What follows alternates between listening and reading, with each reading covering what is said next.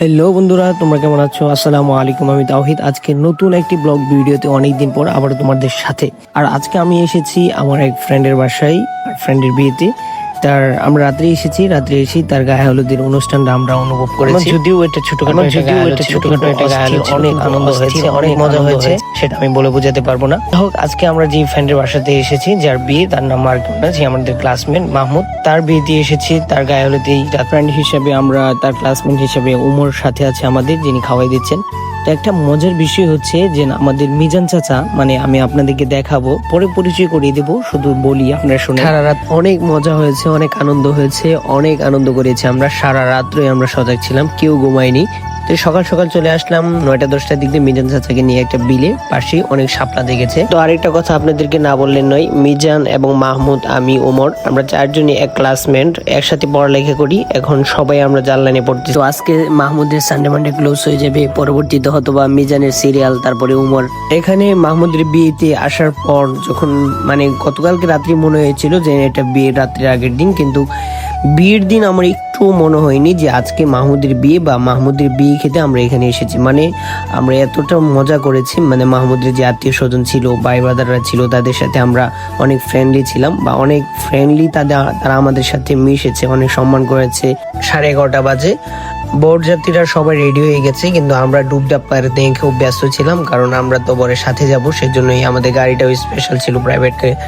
সেজন্য আমরা একটু ডুবডাব করে সবাই, স্পেশালি মাহমুদের ভাই মিজান এবং ওমর, আমি সবাই এক গাড়িতে করে জামাইকে নিয়ে যাচ্ছিলাম। তো সাথে ছিল আমাদের মাহমুদের এই যে পিচ্ছি বোনটা, খুব কিউট একটা বোন। তার বোনের জন্য সকলেই দোয়া করবেন।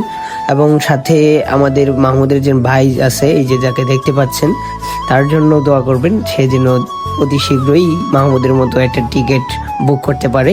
তো আলহামদুলিল্লাহ, ইতিমধ্যে আমরা চলে এসেছি কনের বাড়িতে একটু, মানে আমাদেরকে একটু হাঁটতে হবে, কিন্তু গাড়ি ঢুকবে না, সেজন্য আমরা মানে শর্টকাটে হেঁটে চলে আসলাম। মানে আজকের ওয়েদারটা ছিল প্রচন্ড গরম, মানে আমার মনে হয়েছে যে প্রচন্ড গরম ছিল, রোদ্রের তাপমাত্রা খুব ছিল, সেজন্যই মানে অন্যরকম ফিল করতেছিলাম। তাই যাই হোক, সবকিছু ঠিক ছিল, পারফেক্ট ছিল।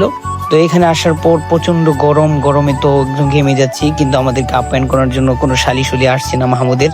তারপর দেখলাম এক জোড়া শালি এসে হুটহাট গুলা বাতাস দিয়ে যাচ্ছে, মনে হচ্ছিল যে মানে এসি রুমে চলে আসছে। এদিক দিয়ে হুটহাট এক শালি এসে মাহমুদের হাত ধোয়ে দিচ্ছে, মানে ভরপুর খাবার চলে আসলো। কি খাবে বুঝতে পারতেছি না, কোনটা থেকে কোনটা খাবো, এই পরিমাণ খাবার দিচ্ছে, তেমন আমি নার্ভাস ফিল করতেছিলাম। পরে চিন্তা করে দেখলাম নার্ভাস ফিল করে কোনো লাভ নেই, নিজেরই লস। তারপর পরপর একটা খাওয়া দিলাম, মানে সব থেকে বেশি আমিই খেয়েছি। আর উমরের কথা কি বলবো ভাই, উমরে যদি খেতে পারি ভাই। আর আমার সাথে যে পড়ছিল ওই তো সর্বোচ্চ বলে। আর ওই এক জোড়া ব্যান আমাদেরকে 2 মিনিট বাতাস দিয়ে দূরে চলে গেছে, আর তো বাতাস দিতে আসে নাই। জানি না তারা কি জন্য বাতাস দিতে আসে নাই, গেটে হয়তো টাকা ধরছিল, কিছু টাকা কম দিয়েছে, এই জন্য ব্যান্ডরা আমাদের সাথে রাগ করেছে।